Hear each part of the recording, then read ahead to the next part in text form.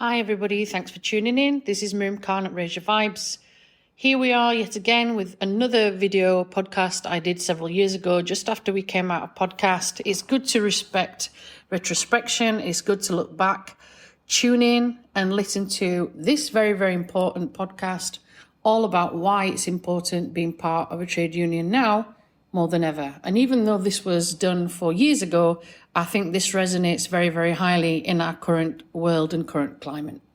Tune in, listen in, let me know what you think. Enjoy, folks. Hi, everyone. Before I start talking and before I start discussing my topic for today, I just want to put a disclaimer out there because I don't want to come across as someone who's a hypocrite or someone who's got double standards or someone who's just lying. So first, what I'm going to say is currently at the moment, I'm not in a trade union, okay? However, I passionately believe in the good that they do. And I will explain that to you as this video goes on. If you're currently not part of a trade union, I suggest that you think about this very, very carefully, especially with the political unrest and the political unease that is going on, especially back home in my country in England.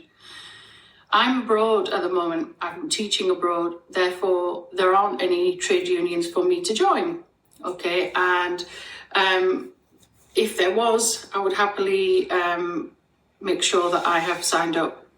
Anyway, I digress. So, when I was a teacher back in England and I'd been teaching for over 15 years, one of the first decisions you had to make was your decision to decide which union you're going to be a part of. Now, for some people, that came quite easy because when you're at university, and I'm talking at the age of like 22, 23 years old, I'm 42 now, you have to decide which union you're going to join. And normally there's a choice for 2, 3. I'm talking about teaching unions, all right? So I appreciate that with other sections of work, there are other unions that are out there. There are other options out there for those specific people. For me personally, the unions that were available were NASUWT, NUT and ATL. Now, once you've made a decision to join all 3 of those particular unions I've just mentioned, you then decided which one you were going to stick with because the subscription at that time was free for a year. And then you decided, obviously, which one you were going to join. Like many people, and especially young people at that time, when I joined a union, I was thinking about the fact that it was an insurance policy, or shall I say insurance in quote marks. Only when an opportunity came for me later on in my career and in my life did I realise how much actually the unions do. And if you don't know, then maybe these difficult times, these uncertain times are the times when you go and actually inquire and actually get involved. They are keen for people to be proactive and they are keen for people to join, especially from lots of different backgrounds and different groups, different races, genders. They are very keen for anyone to join purely because we need to represent the people that are in the community, and that's you and me, okay? So obviously that's one of the main points that we've got. Now, I had been a member, like I said, for a number of years. I had seen things in the classroom. I had seen things with my colleagues. I'd witnessed various things. I've seen them get the help and support they needed. And like I said, people saw it as an insurance situation where they're getting support from their trade union help, okay, and guidance. Now, some people actually use the union for more than an insurance purpose. So in my particular life, the experience that I'm going to relate to is obviously something that I've experienced firsthand. So when I was in my third school, I think it was, the school that I stayed a long time in, I had been selected by the union rep at the time to consider becoming the new union rep. Now, the rules are very clear about you have to be voted, you have to be voted in. It's not just like, oh, we think you're good for it. You know, it's the members actually decide, they make that decision. But when this person, approached me at the time, I was like, why me? Why me off that list of people that are on there? And it did startle me at first. It did shock me at first. However, she saw potential in myself that I actually didn't. And that says a lot about your confidence and your self-esteem at that time. But she did see potential in me. She saw potentially a really good candidate. And I'm glad she took that opportunity, because if anything, I thrived afterwards. But after the voting period and after I was voted as being head of the union, in that particular school, and I'm talking in regards to my particular position, I was NASUWT union rep in the school. And I must admit, I was having anxiety attacks, thinking, oh my God, how am I going to do this? How am I going to do this? And that sort of fear. And I remember a lovely colleague who I'm still in touch with called Deborah. Now, Deborah was, she's retired now, but she was a member of the union, but also she had a particular position within the union as well, so within the secretary. And I remember her giving up her time and giving up her energy and, giving up that sort of side of her personal life and work life to come and put me at rest, and sort of give me reassurance that the decision that has been made is the right thing. And one of the things I loved about Deborah is her sense of humour. I loved the fact that she was an English teacher. She had a lot of things in common with me. And also the whole aspect of putting things in perspective, and not making a big deal out of things. I really, really relate to that. And I bonded with her very, very closely. Okay. That helped a lot to raise my confidence and my self-esteem. And within literally a week of being in role, when, I had officially started my role as union rep, my school encountered some major issues, major issues.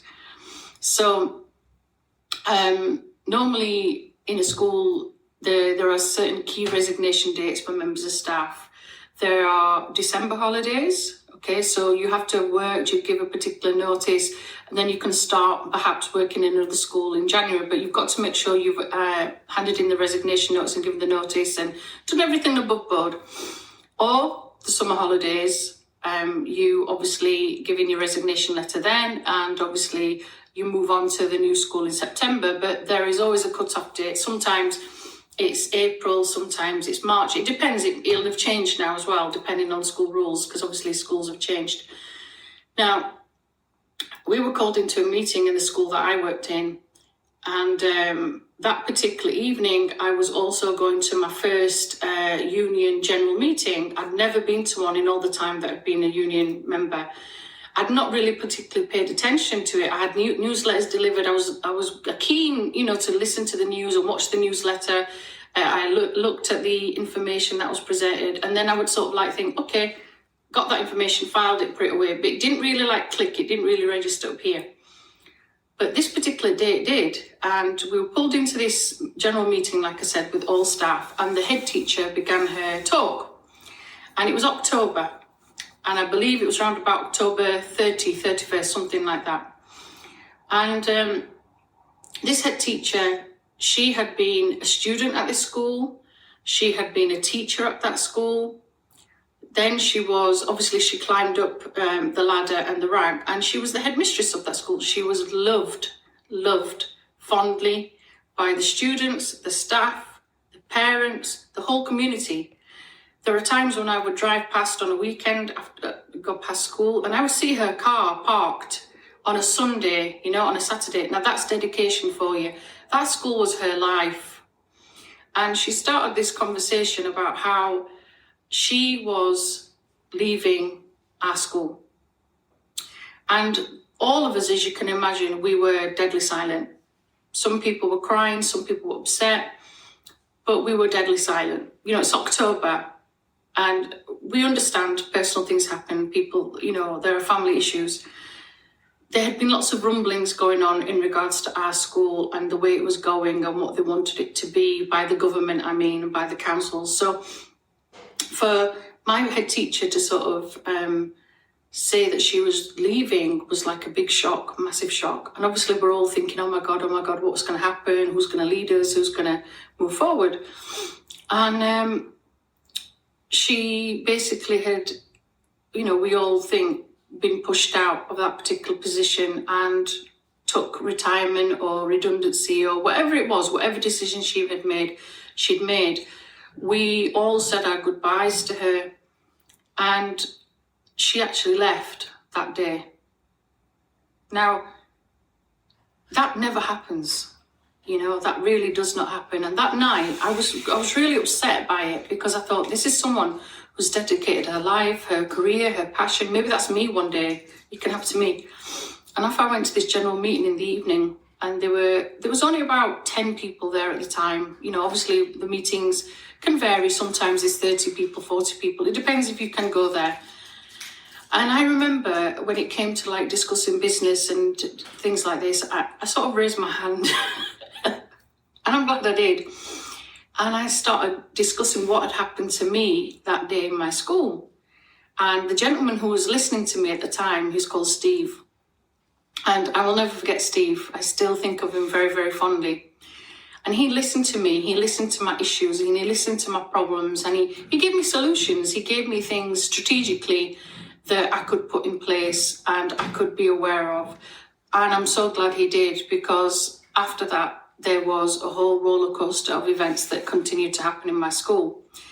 Now, he came and talked to me after this meeting, and he had a word with me and said, we need people like you. We need people like you expressing these views, making a change. We have something called, an executive committee. And once a month we get together and we have general meetings where we discuss issues like what we've discussed here tonight, but on a members sort of only. Would you be interested in coming along? You don't need to worry about, I remember him specifically saying this to me, you don't need to worry about your expenses, we cover your petrol expenses, food, whatever. But we just want people like yourself that are passionate, that have got, they might be struggling, but you might get some help and reassurance from other people as well. And we would love it to have you along. Now, at this point, it was a bit of an epiphany, but I hadn't realised it until later on because of the knock-on effect. But he saw something in me, very much like the union lady who represented me, to be the person that took over from her job. And I hadn't seen it. I couldn't see what they could see, but I do now, years later. Anyway, I digress. So I thought, okay, what have I got to lose? Now, obviously in my school, there was still problems occurring. There was still issues occurring. Within a short while, we were being forced to turn into an academy, and academisation began within England. And the union, when I went to the general meeting, they were discussing what was happening, the reality of academisation. And I was then going back into school and I was relating this to the staff. Some of the staff seriously did not want to hear me, didn't want to listen to me, it was almost like I was going, bah, bah, bah, bah, bah, and they were going, They didn't want to hear it. They didn't really want to accept that they were going to be facing these challenges and these hard times and these difficult positions, and that their rights as a human being, their rights as a teacher, their rights as a worker were going to be torn apart. Okay? They didn't want to see that. I kept being honest with them and telling them, look, things are going to happen, things are going to change. We need to be standing up, we need to be speaking up, we need to be speaking out, because you can't just make me do it for the whole of you. You all need to stand together. And, as things progressed, as I got more compassionate and I got more involved, I was off doing various courses for the union when time permitted. I also have to thank them for that, because they do deliver a huge amount of courses that are so brilliant. Okay, they are exceptionally delivered. They are delivered by qualified people that they know what it's like being in the classroom. They're not somebody who's an ancient dinosaur who's in the classroom like 80 years ago. There's someone who are relevant. They know things up to date. And they are the ones that are relating the information back as well to you and me, who are in the classroom at the moment. So it's quite informative to go and be involved in those sort of courses. And if anything, it gives you skills that you think you might not need, but actually you do. Okay, so for example, like leadership skills, behavior management skills, team worker skills. I went on to do some other courses, which I'll go on to in a moment. But these are very, very proactive courses. And the one thing it taught me is this voice that you can hear at the moment. It gave me the confidence to express my voice. And as I'm saying to you about this situation in my particular school that I was working in, you know, people were getting very high rate as our school faced closure. Now, remember what I said to you, up till that point, nobody really wanted to hear what I was trying to say. I'd gone on various protests, by the way. I'd gone to London several times. I was with various marches, various protests. I even did a protest about our school closure. I think there was about 4 or 5 of us that turned up. I was in a protest outside, various Leeds City Council, chambers, because they were closing various things. And we as a union didn't agree to some of these closures. And the closures I'm talking about are where the most vulnerable have been impacted and affected. And that is extremely disheartening to see. And they might not have a voice, but we do. And we can raise that voice, we can express that voice. And we can help people that are in a position of being patronised and not being looked after and not being expressed. You know, you have to stand up and do your thing. As you know, the years went on in my particular school, as I said to you, I had got to the position of not just working as a union rep, but I ended up being trained as a caseworker for the union. I also attended ethnic minority rallies and ethnic minority courses, and these were so important for me to attend, because, you know, in my school, I was lucky that there was 4 or 5 of us that were ethnic minority teachers. Growing up for me, there was 1. And I think the lady was from a Caribbean or Jamaican background, but still she represented, for me, as a brown child, an Asian child, she represented somebody that sort of resembled me and my background. But the rest of the teachers were white, middle class, upper class. So they didn't really represent me. And that's not disrespect to the teachers, but times were changing. Now, in this particular school I was in, you know, I had the opportunity to stand for an election. A position came up for an assistant secretary within the union. That would mean that you were seconded for one day a week, as it turned out for me. I stood for election, I wrote my speech, and prior to that, I had been an active person going to these general meetings, to then actually chairing these meetings, being a vice chairman, and then before I know it, I'm actually the president of these meetings. I'm chairing them for lots of other people.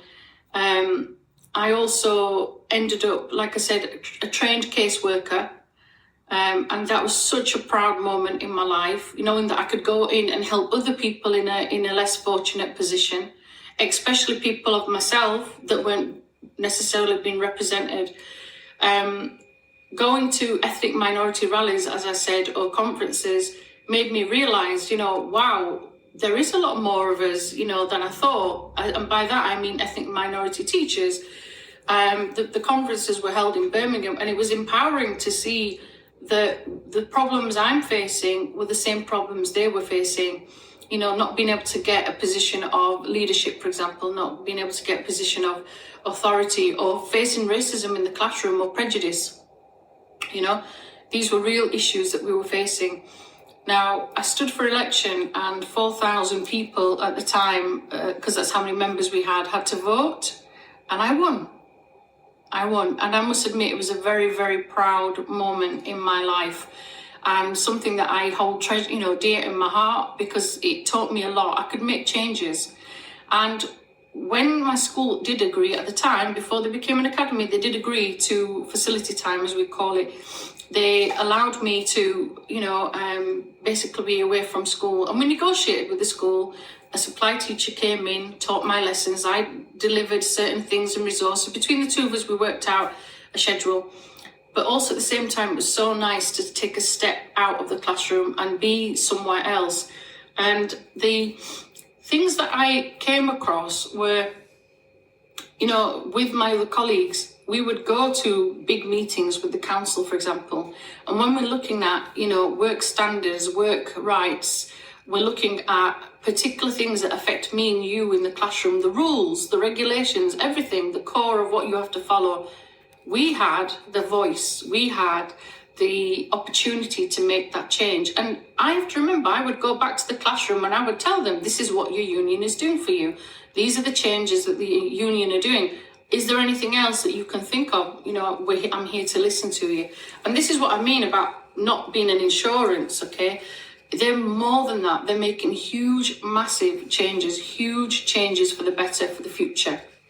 When we've done rallies and things like that, this is standing up for injustice. It's standing up for change. So, for example, I can remember on one rally where we stood with the firemen.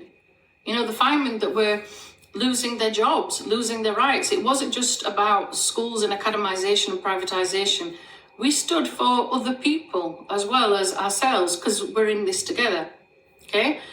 When my school went through this change of academisation, all hell broke loose, basically. They were closing our school down. Staff were facing redundancy. Quite a lot of staff were facing redundancy at Christmas. Just let that sink in. And I'm talking over 25 members of staff. Now, at that point, people then started to listen to the union, okay? And it's a shame in some respects, reflecting back, that it took them that long to bank on the union as someone there to support them and to help them. Other people, took redundancy packages. Some were pushed out. Some people left. Everybody's going to have their own particular situations that they have to sort of, relate to, rely on. I'm not judging anybody. We all have our own predicaments, our own family situations, financial situations that sometimes is not easy to, just walk away from and leave. Now, in my particular school, when it was turned into an academy and it was run by unscrupulous people, shall we say, I saw horrible injustices being carried out. And although I'm not going to go into story time and tell you those, what I will say is I can remember passionately this one particular principal that had taken over our particular school, bullying, victimising, ridiculing, humiliating members of staff on a daily basis. And I can remember one particular briefing morning where I had already, previously arranged with the other union reps, because we stood together, we stood our ground, that we're not going to have this. We need to have a joint meeting so that all members of staff know their rights, know their responsibilities, got advice, that we needed resolutions, for the horrible, predicament we were in.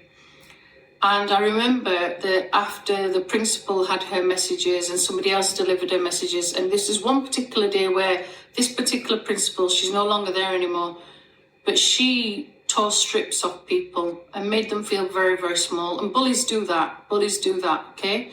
Doesn't matter if it's a child, an adult can be a bully as well. And I can remember people putting their hand up and saying, I've got this message and this message. And I put my hand up. And I remember the room being just deadly silent. And I said, union meeting tomorrow, 3:00 in the library. Hope to see you there. Tea and coffee and refreshments and everything will be available. And I remember that my stomach was in knots because this woman, she was looking at me like she wanted to kill me. Okay? She wanted to kill me for opening my mouth and for speaking and for basically, maybe in her respects, minimising or perhaps ridiculing what she was trying to do. But I'm not into dictatorship roles.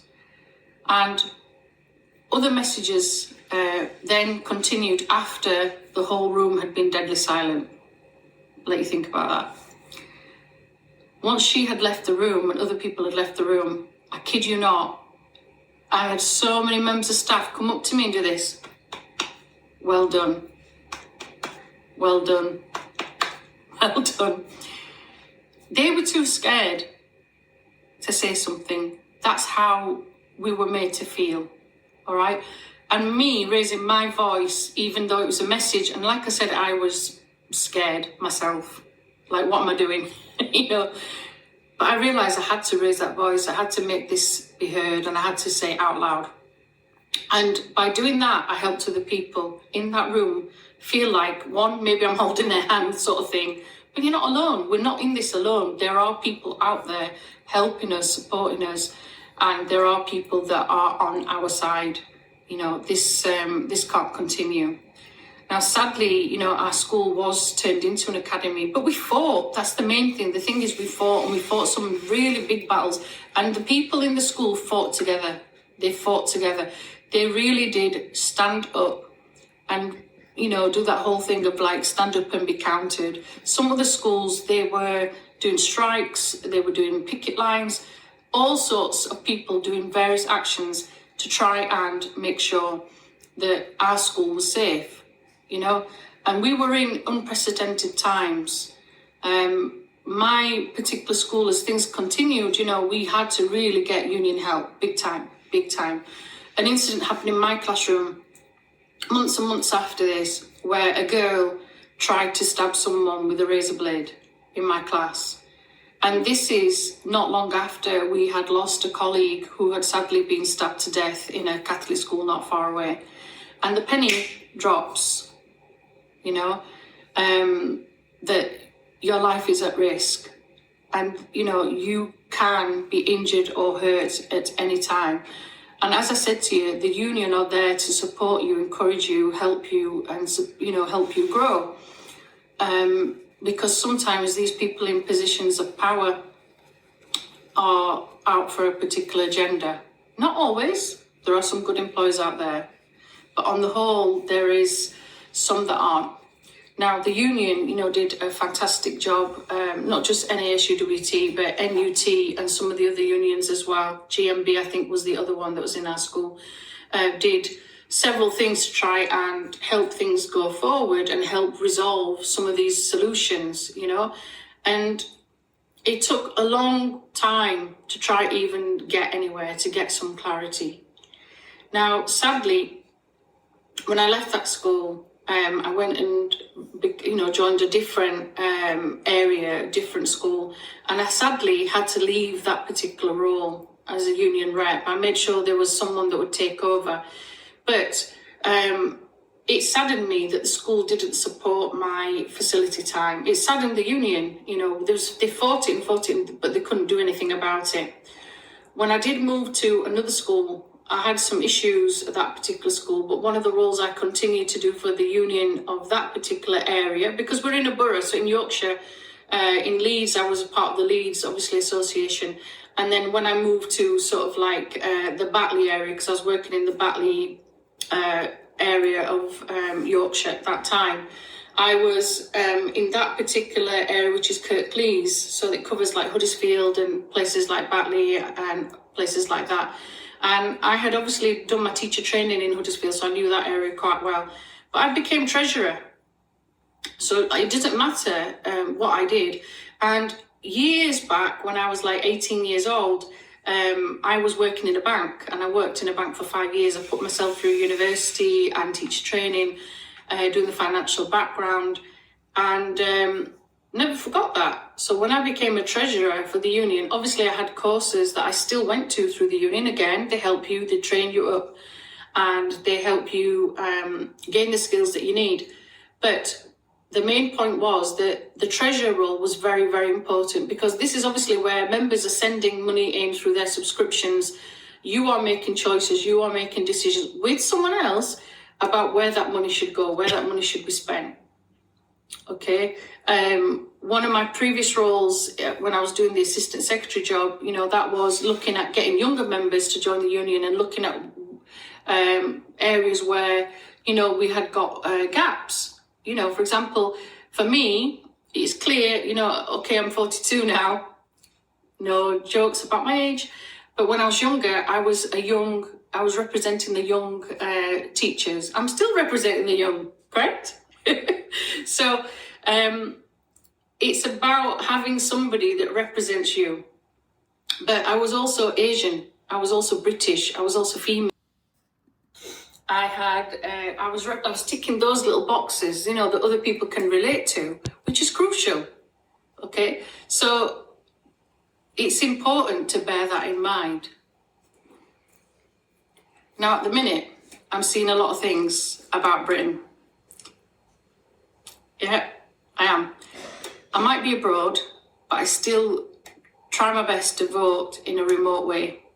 Why am I doing this video? I'm doing this video because I'm seeing a lot of people that have been brainwashed, that have been told to do this. I've seen people basically on a Thursday going and clap for the NHS, which is, I'm not mimicking it, I'm not ridiculing it, nothing.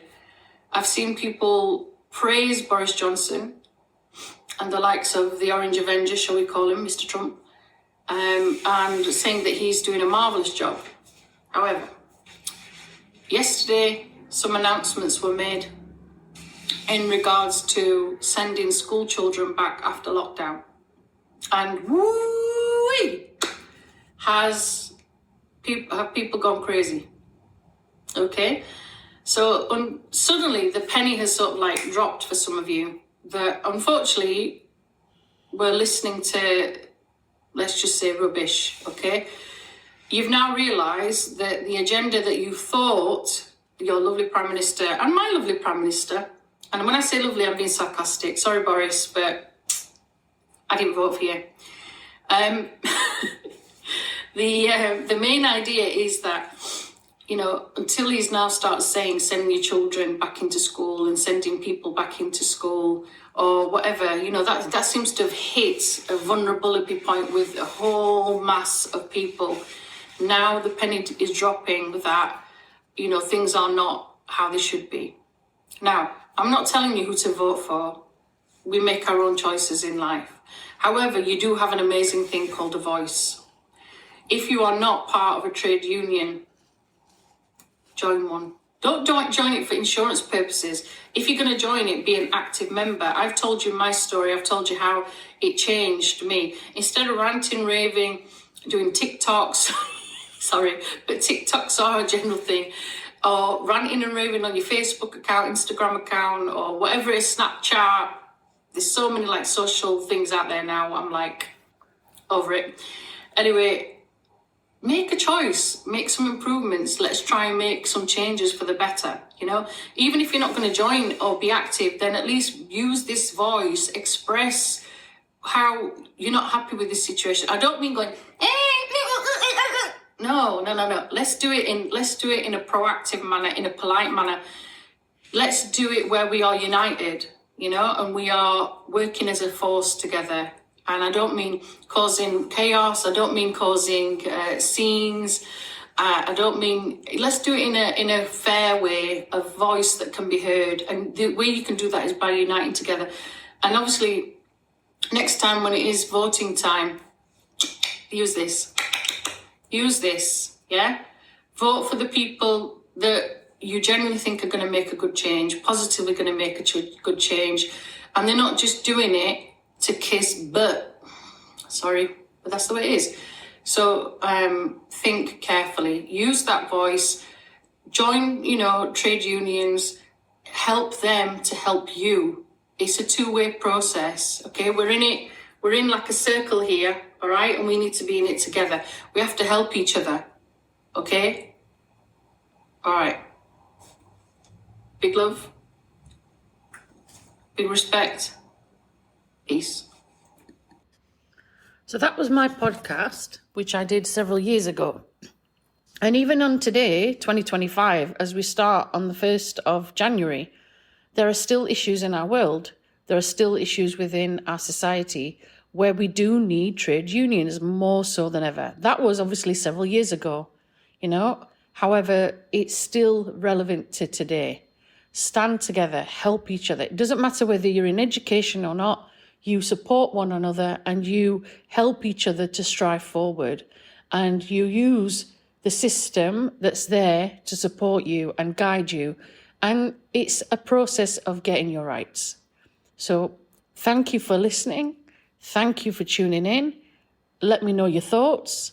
And hopefully, if you're in a place that doesn't have trade unions, hopefully you have at least some sort of international laws or certain educational or, particular work laws that protect you and protect your employees at the same time. This has been Miriam Khan at Raise Your Vibes. Thank you ever so much for tuning in. Join me next time for another amazing podcast. Bye for now, folks.